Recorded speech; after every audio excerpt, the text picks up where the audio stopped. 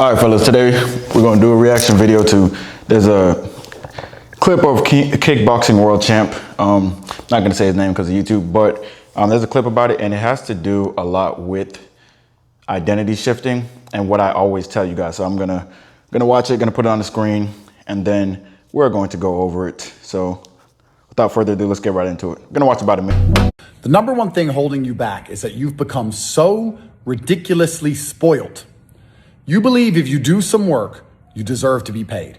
And you want to know exactly how much you're going to be paid, and you want to know when the money is going to come before you do the work. This is how your mindset works. Yes, I can go try at something as long as I'm going to be given what I want in return, as long as I'm going to get it on the day I want, and as long as I get enough remuneration for me to feel like my effort was worthwhile, then I can go and try at something. You cannot try at anything without the guarantee of that remuneration. That is your problem, and that is why you're spoiled. You do know most people who have ever achieved anything in the world have put in thousands of hours of work into something without any guarantee they're going to get paid, without any guarantee anybody's going to know their name, without any knowledge of when a repayment would come, if it comes at all. They took a leap of faith. They believed in themselves, and more importantly, they believed in the work. I'm going to do all this work because I believe in the end, the universe will give me what I deserve. And the universe always does. But you can't do that because you cannot go to the gym and train like an animal. You cannot begin a business and dedicate 100% of yourself. You can't learn something new. You can't do anything because you're sitting there wondering, well, if I do this, what pay?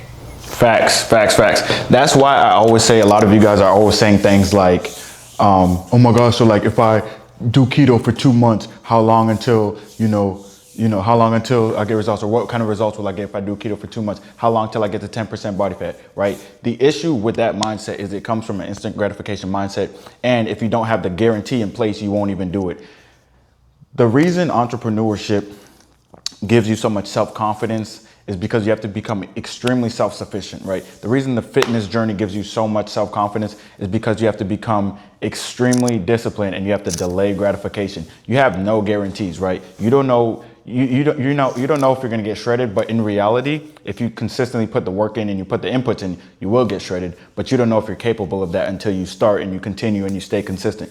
The issue is, like I said, a lot of you guys are like, okay, when will I get shredded? Will it take 2 months or 3 months? If it doesn't take 3 months, I don't want to do it. That's why so many of you guys will do a diet for 2 months. You didn't get 15 years worth of results in the 2 months, so you quit. You have to embody your goal self and then just do the things that your goal self would do, because if you do, eventually the work will work, right? Something I always tell my clients is, if you're 20% body fat and you want to get down to 10% body fat, how would you be thinking? How would your goals be different, right? If you're 10% body fat, you have different habits. How would your environment be? How would your friends be? How would your routine be? How disciplined would you be? What would you be eating? How many calories would you be eating? What food would surround you? What kind of snacks would you have in the pantry, right? How intense would your gym sessions be? Would you allow yourself to skip sessions? Would you allow yourself to say, I don't feel good today, I'm not going to the gym? Would you allow yourself to do those things? The answer is no, right? If you're 10% body fat, you're executing no matter how you feel. You're showing up no matter what. You don't care if you have a headache. You don't care if you have COVID. You'll just work out outside like I did. You don't care if you have the flu. You'll just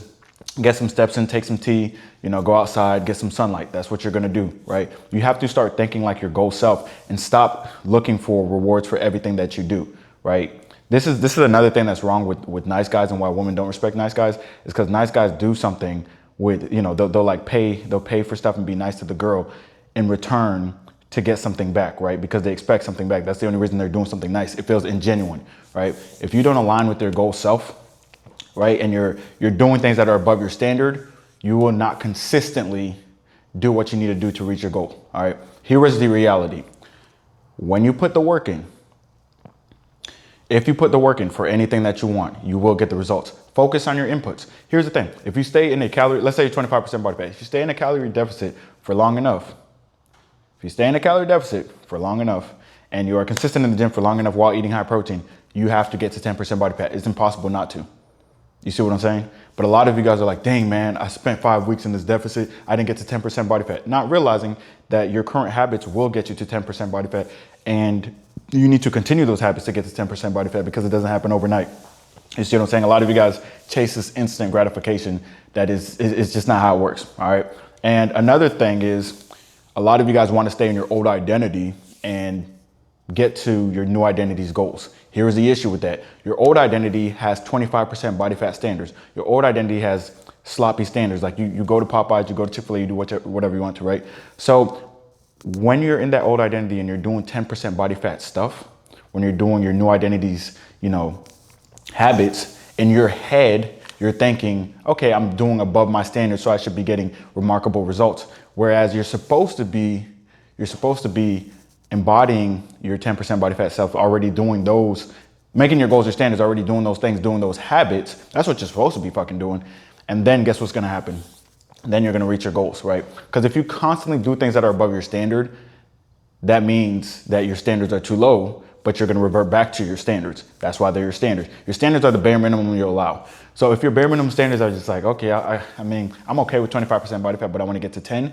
So let me just do some 10% body fat stuff. But if your standards are you're okay with 25% body fat, as you get closer to 10, you're gonna go back to your old habits because you're okay with it, right? It's not until you're like, fuck this shit. I'm done being out of shape. I'm done getting disrespected by chicks. I'm done having a big ass stomach. I'm done looking like Peter Griffin. I'm done feeling lazy. I'm done having low energy. I'm done getting yelled at by my doctor because my blood work is absolute ass. Once you say that and you're really sick of it, that's when you're going to start to make the changes that you need to make to get to results. And another thing is, we've all been programmed, including myself, obviously, to know exactly how much you're going to make or how much you're going to, every 2 weeks, right? That's how it works. That's how jobs work, right? When I work as a nurse, guess what happens? Get paid weekly. If I do agency, get paid bi-weekly. If I'm doing like it's usually weekly, even with I do agency or I'll do like a psych. I'll work psych. I get paid weekly, right? So if I put in 40 hours, I know that I'm getting paid for 40 hours. But guess what? Entrepreneurship and fitness doesn't work that way, because if you put in the work Monday through Friday for fitness and you expect to get paid full time, you expect to get full-time results from that. That's not how it works. Saturday and Sunday still count. A lot of you guys put in work Monday through Friday, you're in that deficit, you're hitting the gym, and then Saturday and Sunday come and you take those days off, and then Monday comes around and you wonder why you're not getting results, right? Then you do that for 1 year and you wonder why you don't have 1 year's worth of results. You have literally 0 years worth of results. And that's because you're not embodying that identity, all right? You have to stop thinking of, how much do I have to do to get to this point, and realize that you need to do whatever it fucking takes, and you need to be as consistent as you have to be, because the reality is you're gonna put in a little bit more work than you think you have to reach your goals. Fuck that, you're gonna put a lot more work than you think you have to reach your goals. When I was first getting lean, I was like, yeah, this shit about to be easy, man. I'm just, cause I put on some muscle, which was in itself difficult. I always thought that all I had to do was, eat a bunch of food for like 2 weeks and I would put on a bunch of muscle. But reality is, long after the mood leaves you, you still have to execute the nutrition and still have to eat a bunch of food and still have to show up to the gym, lift heavy. And then when you're full, you still got to wake up and eat. That's how you lean bulk. That's how you main gain. All right. Once I got fat and I had to get lean, I was like, oh, this will take a couple of weeks. Fat loss is pretty quick. Realistically, once all the fat didn't come off in a couple of weeks, I was like, you know what? I'm just going to do whatever it takes because I want my goal so bad. I don't care how long it takes. I'm just going to do what I have to do, because if I always do what I have to do, eventually the results will come. That is how shit works, right? That is how it works. Just like in the NBA, Kobe Bryant used to always practice, when no one's in the gym, all that shit, right? No one's in the gym, he's practicing, he's getting there early. No one is seeing him practice, but you're going to see those results manifest on the court. Now, you might not see it in 1 year. He might have worked on his free throw, the entire offseason, and his percentage went up by like 2%, right? Or 3%. And then he works on it the next offseason, it goes up by 3%. The next offseason goes up by 3%. Then all of a sudden, 3 years later, his free throw percentage is up by 10%. And the announcers are like, wow, he got his free throw percentage up. And now people are starting to pay attention to the work that he was doing. But he was doing that work all along to get to that point. That's exactly how fitness is. I was putting in the work, lifting weights and stuff, putting on a little bit of muscle here and there. People were like, okay, this guy's putting on muscle. He's putting in some work. It wasn't until I sculpted it and I stayed consistent and I got that muscle maturity that people started to say, oh, you're on steroids. Oh, what's your secret? Hey, how long until I look like that? And they've never picked up a fucking weight in their life, right? And they've never even tracked a calorie in their life. And they're like, wait, how did you get to that point? I got to that point through failure, learning from my failure, and then growing from my failure. That's how I got to that point. That shit does not happen overnight. This shit is not easy, but it is simple, right? Show up day in and day out, because you have to realize that the work always works. That's why if, as you guys can see with the client results and stuff like that, they put in the work, right? All respect to them for putting in the work. The thing is, I personally will tell them, if you put in the work, you're gonna get the results. That's it. The only way they don't get results, like I've never been surprised by any client's results ever, right? Because I know where they can be if they put in the work. Now, if they're like, dude, I'm not getting results, it's not working. It's like, no. The system works, it works, you're not working, right? You're putting in 5 days, taking 2 days off. You're putting in 6 days, taking 1 day off. I don't do that shit, right? And I lead by example. I'm not taking a day off. That doesn't make any sense, right? Now, if you take a day off from the gym, you still think lean, right? Because you eat every fucking day, unless you're doing a 24-hour fast, you eat every day. So if you take a day off from the gym, you're still locked in mentally. You're still gonna eat what you need to eat. You see what I'm saying? So that mentality of, that mentality that people have where they consistently say things like, man, how long will it take? How long will this? How long will that? They're gonna be fat forever. And there have been people coming on my lives from TikTok and they transition to YouTube now, but they've been coming on my lives for like 3, 4, 5 years, and they've been asking the same questions about 25 pounds, and they still had that same 25 pounds because they're unwilling to get out their comfort zone. They're unwilling to make the changes. They're unwilling to put in the work that they know works, and they want some kind of fast result. That's why everyone is taking this Ozempic goofy shit, and everyone is becoming more and more, obese, because guess what? Ozempic, I'm gonna say this again. This is one of my favorite things to say, all right? Ozempic, losing weight has nothing to do with reducing body fat percentage. You can lose a lot of muscle, right? And that would increase your body fat percentage. That's what a lot of people are doing.